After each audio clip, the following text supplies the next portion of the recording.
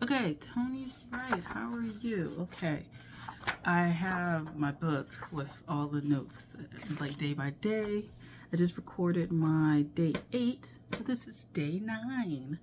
And then I probably will record a day 10 after this, and that'll be done, and I'll upload the next 3 because we're ahead. So I'll upload the next 3. You guys will kind of get that. So for day 9, it is applying to an MFA creative writing program. So this is just tips and tricks and advice from me. And if you like the advice or find it useful, use it. If not, toss it. I don't know what to tell you. So a little bit about me in terms of arriving at the MFA creative writing program in general, just like deciding to go back. So when I was younger, I was very inspired to write. Harry Potter was like a big influence from that. I wrote really shitty ass rip-off stuff, but mine was low-key, a little bit different because it was dealing with fairies. But there was a chosen one, and a villain, and shit like that. Anyway, so that's kind of how I got it. I also dabbled a little bit in fashion, wanting to draw fashion and sketch stuff and blah blah. And was in SAT prep and got pushed into doing more serious stuff, and SAT prep was kind of pushing me to go to college and be in the business track and stuff like that. And I guess I could have done the business track and probably would have been a lot more stable in life, I ain't gonna lie. But I rebelled. And so I went to college and didn't like business as a track, as a major, quit it. And I'm kind of low-key glad because I feel like I wouldn't have really liked doing business, to be honest. It gives you a track to be in better positions, within companies and stuff like that. You have proven experience. So, So I graduated with a bachelor's of arts in history and subsequently found a kind of low-paying job. Well, it was the job that I had over the summers in college, and just graduated and went to that. And attempted to go back to grad school twice. Once from a graphic design based things, and then the second was more geography based, because in that time I had started volunteering at a historical society, and I had gone on an archaeological dig, blah blah blah. And I started getting interested in cultural spaces. Was unemployed for 2-ish years, got back into art, learning about photography through a community arts program, and then became a pharmacy technician, massage therapist. And at that point, the point of arriving at the massage licensure, I decided to go ahead and get the degree that I always wanted, which was English, or related to English, right? Creative writing. So I decided to do that, was looking at programs. I considered low residency programs. So I had considered, what's the one in North Carolina?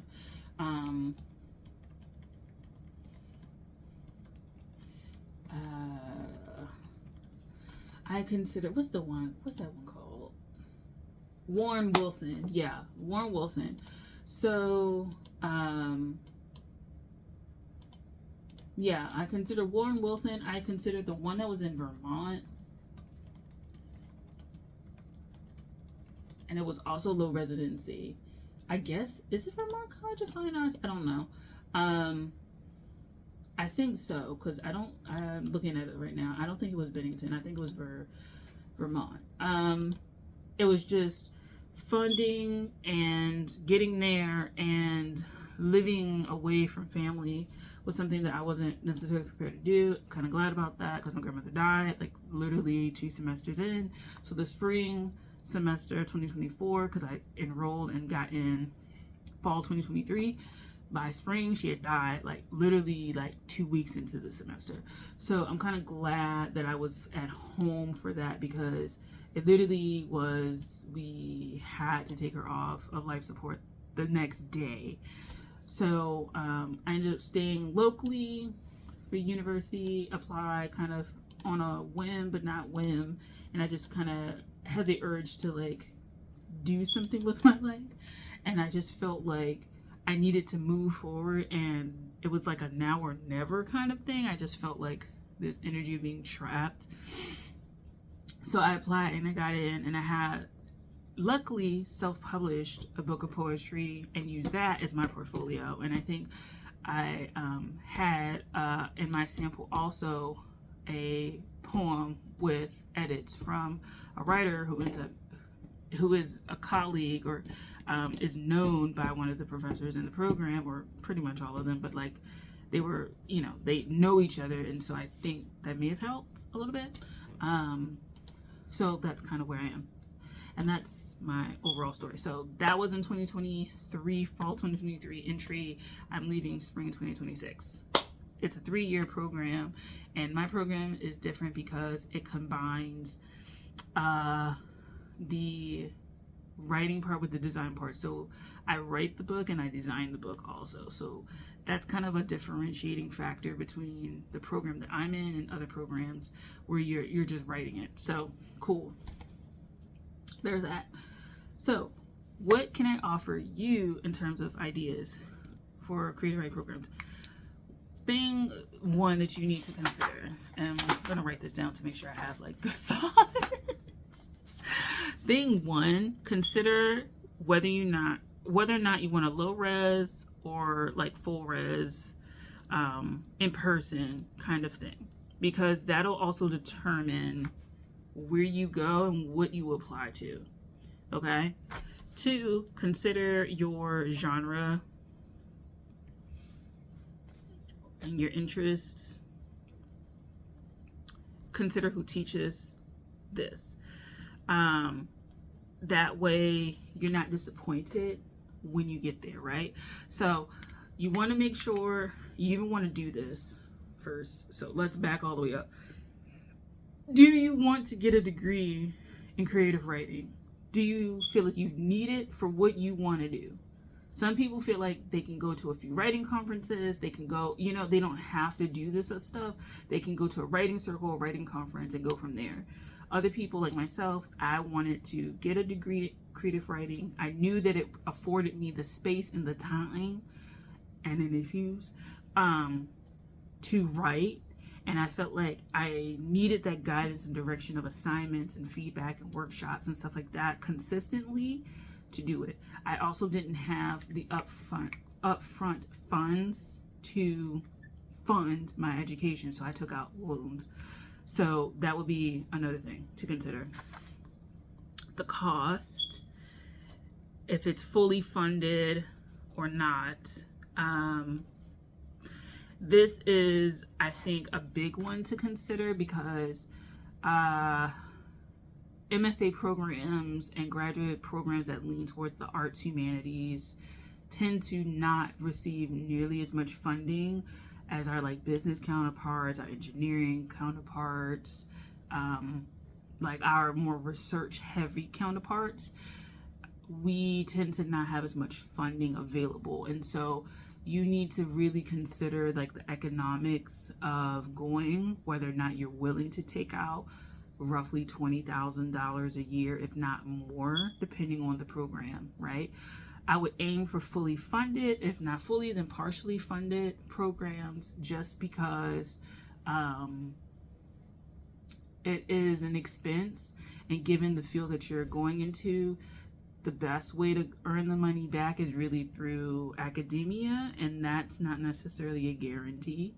So you want to make sure that if you go this route and you go into it where you're taking out loans, that you can pay them back, that you can find some sort of job to like help you. Okay, like really consider like the return on interest, the return on your money being spent. Okay, because I can tell you when I'm looking at stuff, I've had to expand my search of what I'm interested in, and even consider not even going into publishing full time, like having a full-time job outside of that and then doing this on the side, right? I'm also not in a city or space that has the biggest thing. So that's another place thing. Location. Consider where you want to be and study for your MFA degree, and see if it's a location that has a good writing community. Either like a good writing community, connections to other writing communities, if it's not a town or city or province, village, whatever, that has a lot of bookish kind of things going on, if it's connected to things. You need the access to resources is what I'm trying to say. So make sure it has that. So that's location, and access to resources would be the other thing as well. Consider that. Consider the access to resources. So jobs, consider the access to resources in terms of, do they have accesses outside of your town, your locality?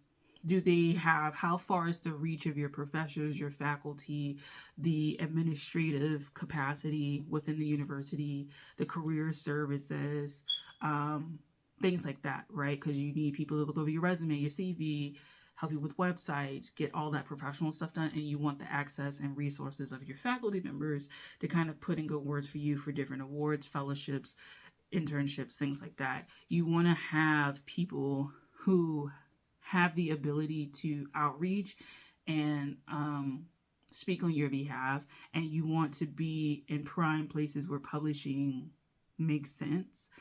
Just because, of course, there's publishers in the US, there's publishers in every state, right? There's some sort of publishing going on in every state, but there are some states that are better than others. If you're in a NYC or Cali, or if you're in a New York state or California, you'll probably have really good chances. It may be highly competitive, but you'll probably have better chances. There's like a lot of things going on. Cultural institutions and all that kind of stuff. If you're in a Chicago, Miami, maybe in Atlanta, Texas, Houston, Austin, Dallas kind of area, you'll probably also be good. If you're in maybe even at Tennessee, because they do like music down there, so there may be like publishing related, adjacent kind of things. But if you're in like Idaho, you might want to consider like what you're doing. And I'm not saying like Idaho doesn't have any publishing, but I'm just saying compared to an NYC, your career is probably going to be popping more in NYC when you secure a job there than in Idaho. So just consider that. So things about your portfolio that you want to consider. You want to consider the strength of your portfolio. You want to consider the genre that you're going into. You want to consider your long-term goals, things like that. I would look at the requirements of the application. So if it requires 10 pages, do 10 pages. If it requires 10 poems, do 10 poems. And 10 poems don't mean 10 pages, right? So make sure you understand if it's a page limit, a chapter limit, a poem number limit. Read those directions, read the format that they need it to be in, the type that it needs to be in. Just make sure you're paying attention to those, because if you can follow directions with your application to our MFA program, you can definitely follow the directions to submission guidelines, because submission guidelines are there to make sure it makes the people on the back end their job easier, because they have to organize and categorize this kind of stuff.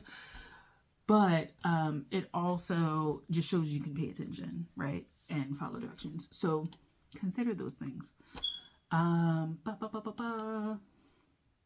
For your portfolio, I would definitely polish it as best as you can. Get other people to look over it. I would definitely try, if you have people who are writers, poets, authors, whatever you're going to call them, somebody who's in your field to look over it. I didn't have that. I just kind of trusted that I was going to get in. I was like, but definitely if you have people who have gotten MFAs or are in publishing or writing, or just are generally good at writing, ask for their opinion, polish it, grammar, editing, spelling, all of that kind of stuff, formatting. Make sure you format it the way that the university wants it for the application. I would give a variety of work. Specifically for poetry, I would recommend that you show your range a little bit and develop like poems that are in different forms. So some forms that you can consider, maybe a haiku. I love haiku. A tanka, a sonnet, a limerick, a pantoum. Like, I think maybe this would be something that I would consider, like, if I were going back and doing it, but I also didn't have the knowledge of these forms, of some of these forms, until now while I'm in school. But definitely research different poetic forms or different narrative structures. If you're doing like fiction, like prose writing, just look up different narrative structures, narrative forms, narrative devices, seeing if you have a good range. Are you telling stories from interesting point of views? Are you telling interesting stories? Because pretty much any story is like, they're not really new. It's just new ways of telling it. So are you telling it in new ways? So these are some things to consider. Make sure your statement of purpose is clear. What you have come from, what you're doing, why the program is actually like important to where you're going, and then like where you're going like after the program. Like, know those kind of things. You don't have to have like everything set in stone, but what you should have is some clear vision of why you want to be at that university in particular. So mentioning their resources, mentioning the faculty, mentioning maybe certain classes that you've seen, maybe you've gone to a few events and you talk to the people there, like alum, or I went to an open house and I was able to talk to the director of the program. So, and then when I saw her, she was like, I remember you. And I was like, yes, I was at the open house. And so like things like that, you just want to make sure that you're clear about what you want. So yeah, let's just kind of like go back. Determine if you need or want this degree. Determine that. And once you determine that, decide whether or not you want to be low res, in person, full time, part time. Knock out your list. Figure out where you want to go, because you have to apply, and these things may be expensive. So figure out where you want to go. If you're willing to move, if you're willing to stay local, etc., etc.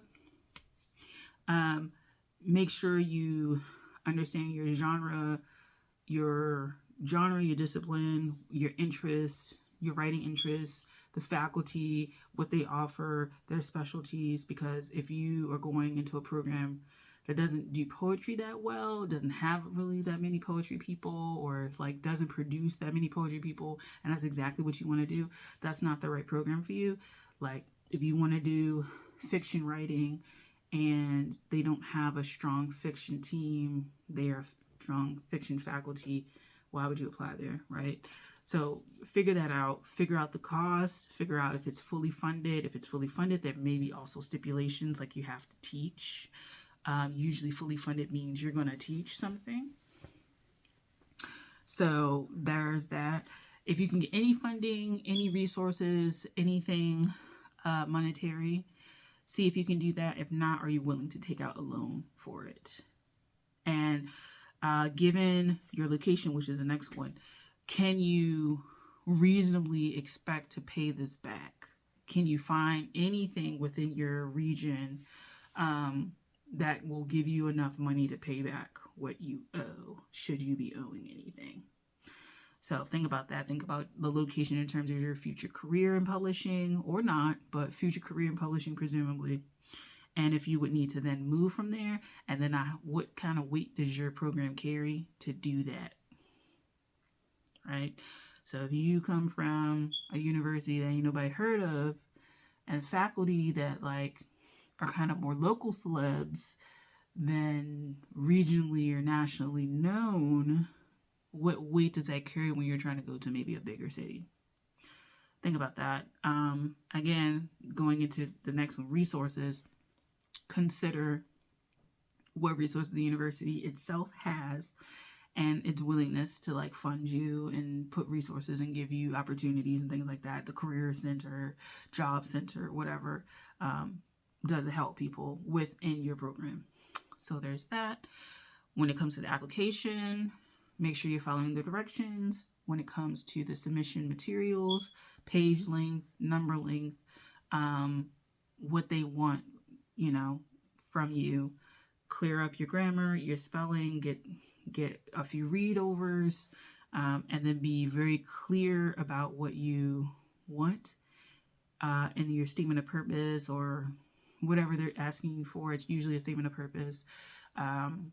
What you want out of the program, what you are coming from and what you can provide, or how you are as a writer, and then where you're going after this program, and showing some ambition. Even if it's not 100% solidified, that you have an idea.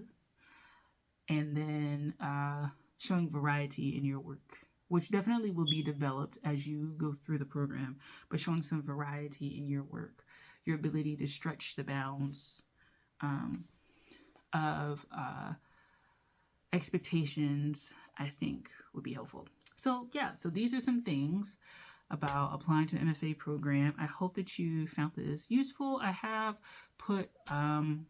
had shorter like videos about this when I started my channel. So if you want to like look at those, you can, but this is like, I guess, an updated version of that for Writer Must.